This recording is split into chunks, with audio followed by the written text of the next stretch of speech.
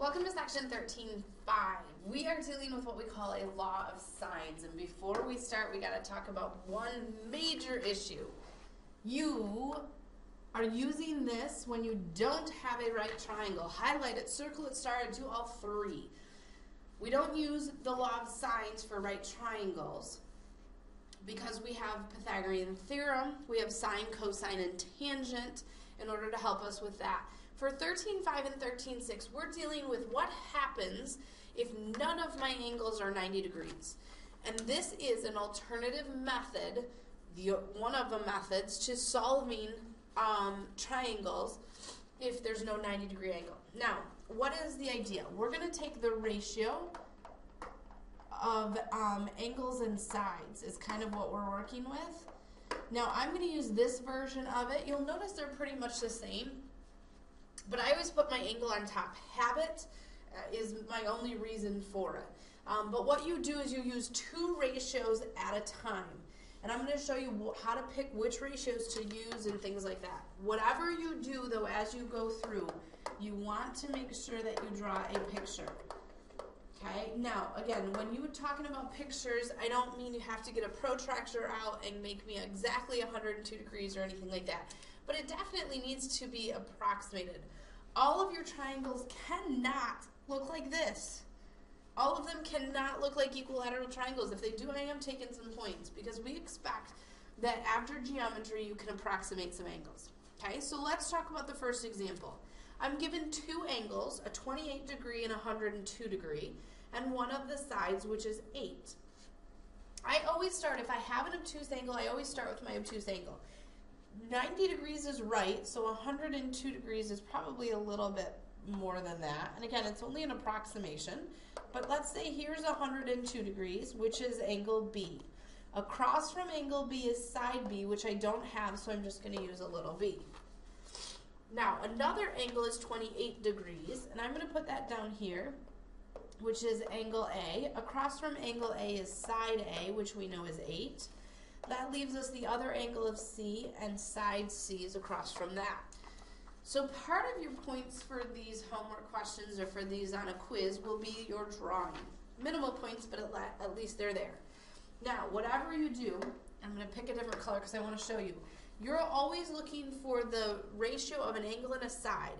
If you notice, I am given angle A and side A, and I'm always going to circle that personally, because that's what I know I have to use as my ratio every time. And so what I'm going to use is the ratio of A, so the sine of 28 divided by side A, which is 8. And now I'm going to set that equal to another ratio of what I'm given. And if you notice, I'm given angle B, so I'm going to use B. So the sine of 102 divided by side B, which I don't know. And this is going to allow me to find side B. Excuse me. All right, when you have a fraction equals a fraction, you cross multiply. Okay, so I have B times the sine, maybe. Let's see if my pen can catch up here. B times the sine of 28, why isn't it working right there? There we go. Equals, B times the sine of 28 equals 8 times the sine of 102. In order to solve for B, we divide by the sine of 28 on both sides. Now, the signs do not cancel out. Please put it in your calculator exactly as written. When you put it in your calculator, you know they give you a parenthesis, so just close it on each of those. And if I do that, B is approximately, now I'm going to go 2 decimal places this whole lesson. So I do 8 times the sine of 102 divided by the sine of 28. And you end up getting that B is about 16.67. And I just circle my answers when I'm done because you're going to have a lot of work for this section. Okay, so I found side B, so 16.67. Now, I'm going to change colors again. You don't have to change colors, but I want to make this pretty apparent to you as what's going on. Now I need to look for C. The only problem is when I go to set up my ratio, and I'm going to use A again, the sine of 28 over 8 equals, do I know angle C or side C? I have to know one of them. The problem is I don't, but I can find angle C because I know then in a triangle, the angles add up to 180. So if I take 180 minus 102 minus 28, I get that angle C, let's make that a little better, angle C is 50 degrees. So now that I know what angle C is, I can do this. I can now take the sine of, here, I'll even put it in for you, the sine of 50 over side C. And you have to know at least one side or one angle in order to be able to do this. So I cross multiply again. C times the sine of 28 equals 8 times the sine of 50. I divide by the sine of 28. What I end up getting for C is that C is approximately 13.05. Now, once we're done, I want to discuss I don't know if our answers are completely correct. It's not like we have Pythagorean theorem that we can actually check it. But I do at least want to know, is the biggest side across from the biggest angle? Well, yeah, B is the longest side, and it's across from the biggest angle. Is the smallest side 8 across from the smallest angle? Yes. And so is the middle angle across from the middle side? Yes. If you can say yes to all of that, then at least we know you're probably correct in your answer. Okay? And again, we went around 2 decimal places the whole way through, just so that we kind of get a more accurate picture of what's going on. So that's the first idea. Now, let's try another one. We give you a triangle ABC, similar conditions. We give you angle B is 34, angle C is 100, and B is 8. Whatever you do, draw your picture first. So, okay, here's my triangle, because I know I have an obtuse angle. So here's my 100 degree, which we call C.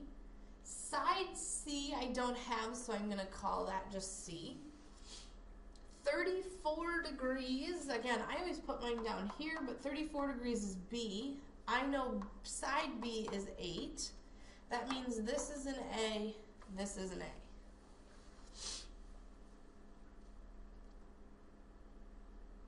All right, here we go. Whatever I do, I'm going to circle the one I want to use. I have an angle B and a side B. That's my ratio. Because I know a part of C, I'm going to start with C first. So the sine of 34 over 8 equals the sine of 100 over side C. Cross multiply. C times the sine of 34 equals 8 times the sine of 100. So I divide both sides by the sine of 34. And I get that C is approximately 14.09. Is 14 bigger than 8? It should be, because my angle for C is bigger. If you can say yes, then we're probably good. I'm going to switch colors again.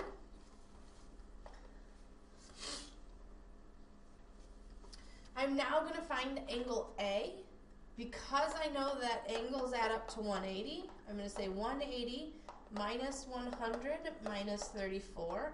That means that angle A is 46 degrees. And I'm going to use that 46 degrees in my circled ratio in order to find side A.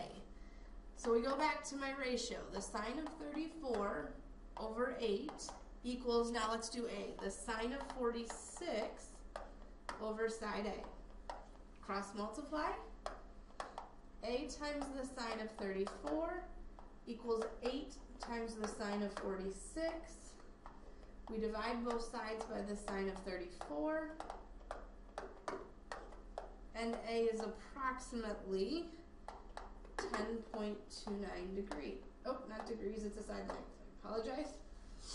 Now take a look. Again, you should be checking, does it make sense? Well, A should be my middle length because A is my middle angle, so yes. And so this is the idea of the law of sines.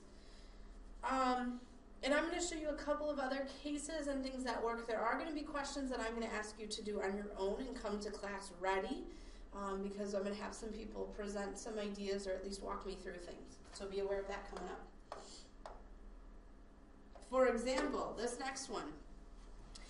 Anytime, and this is kind of huge, anytime we give you an obtuse angle, you are only going to have one solution.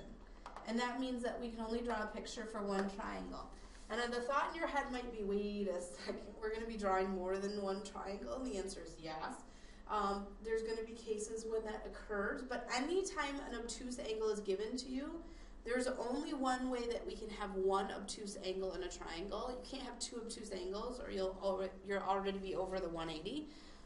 And so whenever you have one triangle or one obtuse angle, you're going to have one triangle. Now this number 3 is one that I want you to come to class ready, okay? With done, because I'm going to have somebody present this and I'm just going to randomly pick somebody. So be ready for having example 3 ready to go.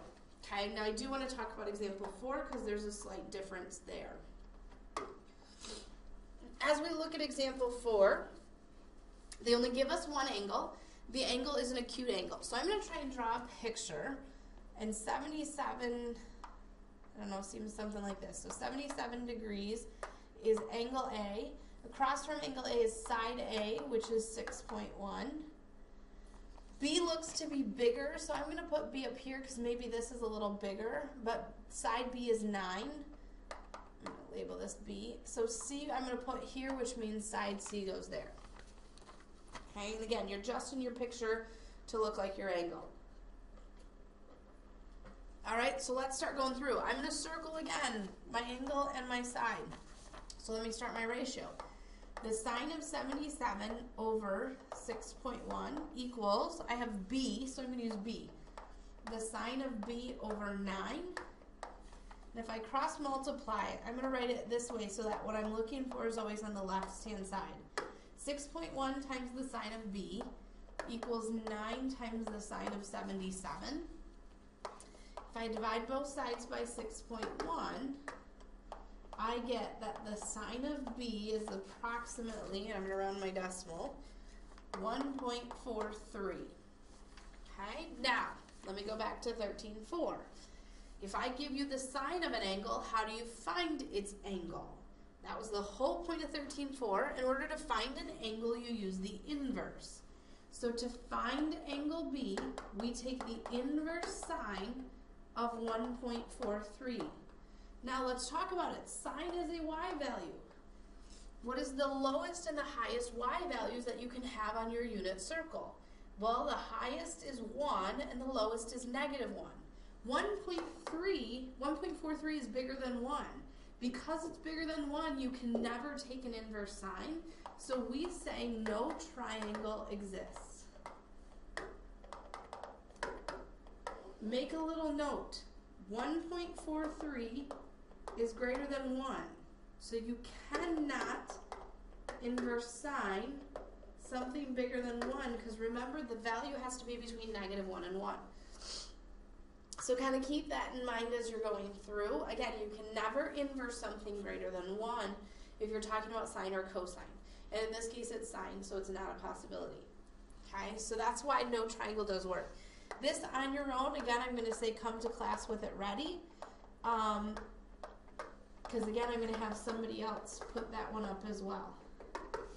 Okay, so that one's another on your own one.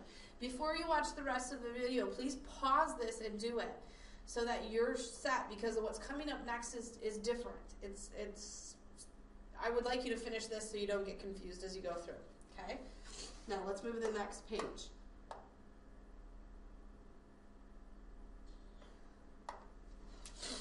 All right, here's the big guy. You know that basically in every section we give you something that gives you trouble, right? Here's our one in 13.5. And in 13.5, we talk about the possibility that we have two triangles. Okay, now, here's what happens.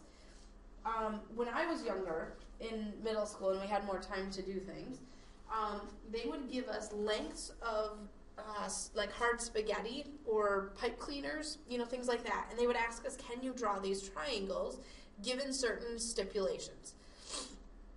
And they would give us some time to figure out that there are some times when they give you information that's not enough to determine if it's going to be one triangle or another.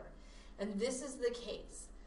And there are two ways to kind of look at it. Your book kind of gives you a specific as to when triangles exist, and I'll show you that. Here's what I always say. If I give you an acute angle, okay, meaning that it's less than 90, and its corresponding side, okay, so the side with the same letter is less than the other side.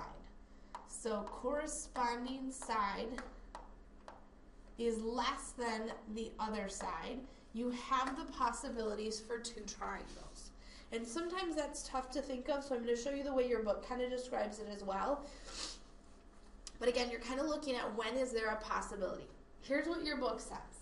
I can draw this triangle and I can relate it. If you go back to Geo, we'd draw this height in and we'd label that H. And your book kind of describes this as well. And here's what it says. When you're dealing with right triangles, okay, and you have this right triangle in here, I'm going to call it triangle possibilities. Okay, here's the first one. If the height is greater than A, if the height is greater than the side that they give you the angle for, I'm going to call it the corresponding side. It's not always A, but it's whatever side you have the angle for. Then what happens is there is no triangle possible, like the one that we did on the previous page. Okay, so that's the first problem. The second one, if the height is equal to that corresponding side, what will happen is you'll have one triangle to find like we did on the front page. Here's the third case, the special case. If the height is less than the corresponding side, which is less than the other side, that's this idea, then you have two triangles. Okay? Now, let me show you what I mean. In order to find this height, I'm going to set up an equation like we did in 13, 1, 2, and 3. If I use this right triangle, I know that if I look at just this triangle right here, I have an opposite side and a hypotenuse, which means I take the sine of my angle equals the height over 15. And if I multiply it by 15, then the height is whatever 15 times the sine of 30 is. And the way you find the height is the other side times the sine of whatever angle they give you. And that's what it means. Now, if I look at this, I get 7.5. Now, 7.5 is less than 10, which is less than the other side, 15, which means I'm looking at this two triangle case. And so here's what I'm going to do. I'm going to kind of forget about the height, because all the height tells me is how many triangles I'm looking for. Okay, so here's how it works. I know, and let me actually get rid of some of this stuff in here. Here's what I know. I know that I have a corresponding side and an angle. Okay, so I'm going to use that for my proportion, and I'm going to start my question like I normally would have. So I take the sine of 30 all over 10 equals the sine of, I'm going to use B because I have side B, which is 15. I'm going to cross multiply. So I have 10 times the sine of B equals 15 times the sine of 30. And if I divide by 10, the sine of B is 0.75. To find the angle, I inverse sine. And so the angle for B, and I'm going to go 2 decimal places, is 48.59 degrees. Okay, so I'm looking at this. Now in triangle 1, they're always going to give you the acute angle. And this is something basically you're going to be given through your work. When we do triangle 2, we're going to have to find the obtuse angle, and it's our job to find it. Now, I'm going to relate this back to unit circle, so stick with me for a minute. As I look at the unit circle, we're talking about sine.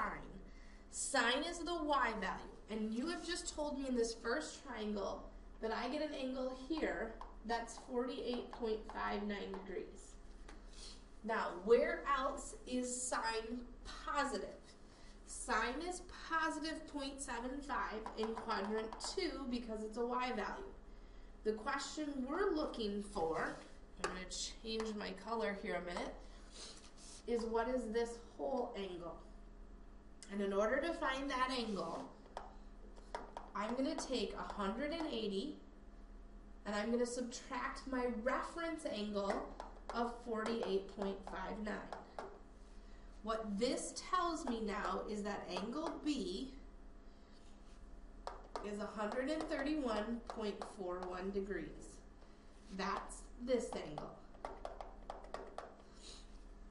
Okay, so it's going back to unit circle. If you think you could have lost unit circle, you are so sorry. The unit circle continues the whole way through. What we found is the acute angle, the reference angle, and this is the reference angle in quadrant 2. So triangle 2 is going to be an angle in quadrant 2. Triangle 1 is going to be an angle in quadrant 1. Now, once you know angle B, let's call this the 48.59, I'm going to ask that you now just solve each triangle as if you were doing two separate questions. So if I do that, how do you find angle C? Well, 180 minus the 30 from the original minus the 48.59 from this triangle. So angle C equals 101.41 degrees. How do you find side C? I go back to my ratio and I say that the sine of 30 over 10 equals the sine of 101.41 over C, and I cross multiply. And to save us some space and some time, you should finish this up, but you get that C is about 19.60. Okay? Change colors because I'm having it hard to follow, but take a look. If I go back now here, how do I find angle C? Well, I know one angle is 30. I know my second angle is 131.41. So I get that angle C in this triangle is 18.59 degrees.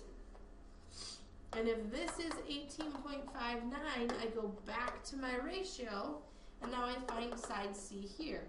Sine of 30 over 10 equals the sine of 18.59 over C. I cross multiply, and in this case, I get C is 6.38. Here's what I want you to notice. None of these angles or sides are the same, and they never will be. So kind of be aware going through. This is the hardest part of 13.5, and I guarantee you I will give you a warm-up question to make sure we can go through it again. But this is the tough part. The whole idea is that you use your ratio to find the one side, and then you do your supplement or use your reference angles in order to be able to find the other angle from 180 minus the first one. Okay? One more thing we've got to cover. It's a quick area formula, and then we'll be done. Take a look. We give you the area of a triangle, and it's given by circle start 1/2 the product of the lengths of two sides times the sine of their included angle. That's a whole lot. So let me show you what it means. We will always give you two sides and the angle between them. So we call this a side angle side case. This is the only time you can use this formula is when you're given a side and an angle and then another side, and they run right along next to each other. Now the way this formula says is 1/2 times the product, means multiply, the two sides. Now if I give you sides A and B, the angle between them is C, so I take the sine of C. If I do 1/2 times two sides, let's do A and C, the angle between A and C is B, so times the sine of B. Last one, the other two sides I'm missing are B and C, and the angle between B and C is angle A, so the sine of A. Now, you can memorize all three, or you can memorize this idea that you take the product of the two sides, multiply it by the angle, sine of the angle, and then divide it by 2 or multiply it by 1/2. Okay, so here's what ends up happening. Let's try it. So I find the area is 1/2 times 1.4 times 2.3 times the sine of my angle is 78.1 degrees. If I plug all of that in my calculator, what I get is 1.58. This is not an acceptable answer though, because there's a unit involved and we're talking about area. You should say miles squared. You must have work and a label, okay? This is probably the easiest part of the entire section, so we're asking that you have your work, whatever you're multiplying, and then a label. If you don't have the label, you will lose points. If you don't have the work, you'll lose points too. So just be aware of that. So this is a longer video. I apologize for that, but there's a lot to do in here. Again, please make sure that you kind of get the idea of the two triangle. If not, try it again. Erase it, try it again, see how it works. The two triangle will be the toughest part for us. But that's the end of 13.5.